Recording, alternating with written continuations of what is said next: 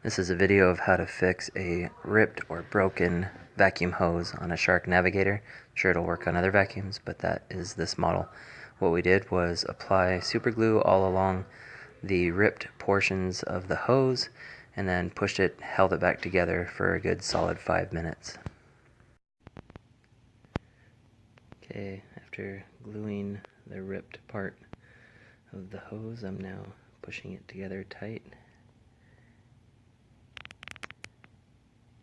and holding it there, and we'll see after 5 or so minutes when it sets if it actually ended up truly fixing it. Okay, you can see it looks like it's holding. You can see the 3 that are stuck together, 2 to 3. So we'll try it out and use it and see how well it works, see if it rips back open.